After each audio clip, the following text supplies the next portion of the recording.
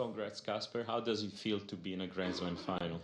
Well, it feels very exciting and giving. It's something and all players probably dream about when they're young, and as their careers grow older, we becomes, of course, more goal, but still a dream. So to be able to play a Grand Slam final is something I've looked up to always on TV, and I'll of course give it my all, and feels very, very exciting. Yeah. English questions, please introduce yourself.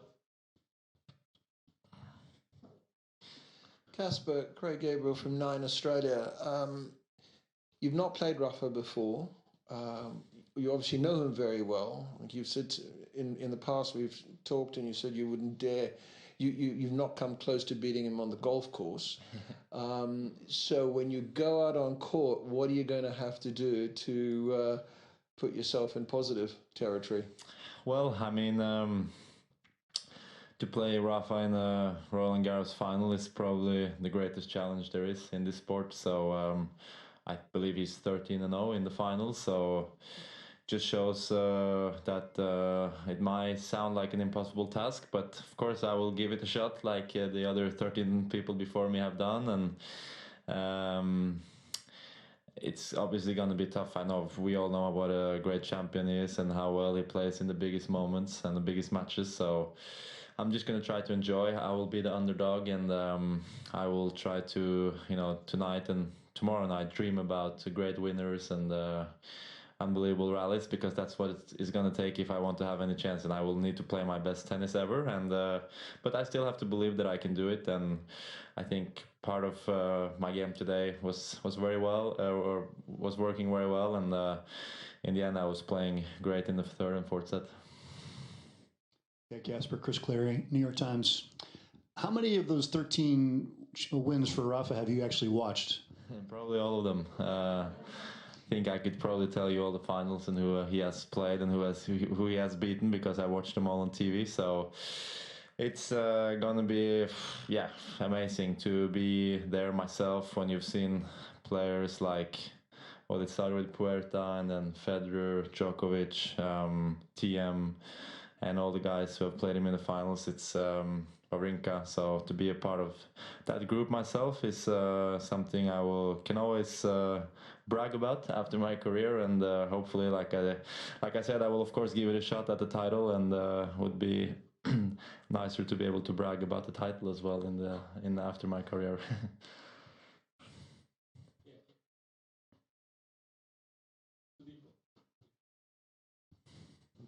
Hey Casper, Sudipto Ganguly from Reuters. Casper, with the Zverev incident, like it was looking like a long match for everybody at that point, and you were obviously preparing for your match. Mm-hmm. Like, did it come as a shock, and did it, interrupt your preparations going into the match for a bit? Well, yeah, I think it came as a shock for everyone, because it was a horrible accident or injury. It looked very bad, and just happened in splits of a second. And when it's like a ankle roll or twist, that's how it is. It happens like this, and of course you regret it right away. And we all feel very sorry for him, because it's a big match, a big situation, and to have that this happens to him in that situation, I don't I don't want that to happen to anyone. So it obviously was very bad, but in the end I was given 40 minutes to prepare, so I had enough time to get ready. And while it looked like it was going to take forever to start it, we actually started around 7, so it wasn't too late in the end. And like I said before also, I think we all need to wish Sasha a speedy recovery, and that he can be back for Wimbledon, hopefully.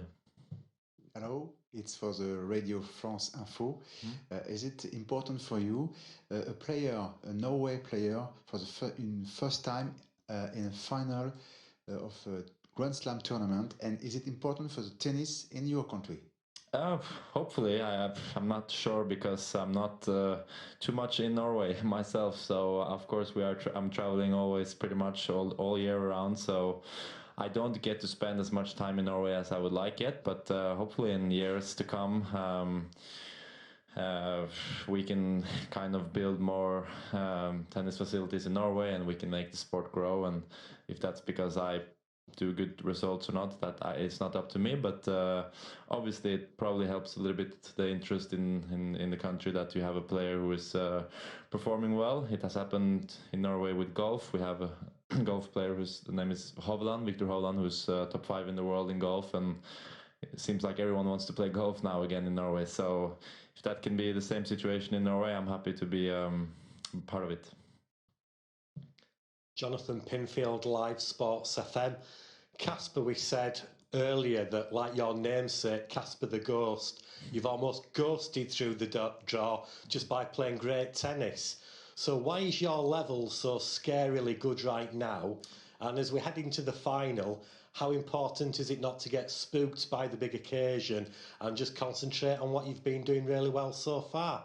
Yeah, well, I mean, it's been obviously a great tournament. I faced tough challenge in the first round playing Joe Wilfred in his last tournament. It was not easy to play this match, and was of course very emotional after. And next match was also difficult against a fellow Scandinavian, Rusevori, and he plays aggressive. And then I had the 5-setter against Sonego, and then of course 4th round Hurkacz. And all the matches I've played, I've pretty much been sort of the favorite to win, so there has been some pressure on me. But on Sunday I will be the underdog for sure, and Rafa will probably feel some of that pressure. So I will just try to enjoy the situation, but I know that I will have to play even better than I did today if I want to have any chance at all, because he's the greatest clay court player of all time, as we know, and one of the greatest all-around players, if you ask me, of all time. And he has won 21 slams for a reason, and 13 of them here. So, like I said in the beginning, it's the toughest challenge I think there is in tennis to play him here in the final. And but at least I will have a shot at it. Casper, Sebastián Varela for Clay. Outside the tour, what's your head-to-head with Rafa? For sure you have played in Mallorca. Yeah, we have played some practice sets, and yeah, it's been, I don't know honestly, but he always pretty much has always beaten me. There's been some close sets, 7-6, 7-5, but it always goes his favor. But it's because we're playing in the academy, and I want to be nice to him and give him the yeah, we have trained hard court, indoor, clay court, and you know, when you're the guest, you need to give him some to be a nice guest. But no, I'm just kidding. Of course, it will be, like I said, challenging, and he has beat me pretty much all the times in practice, and I will try to figure something else out than in the practices to how to beat him. And like I said, I will just enjoy the moment. This is a special occasion for both of us. He's playing for his 22nd. I'm playing for my first. So big contrast, but I'm, like I said, the underdog, and we'll just enjoy the moment.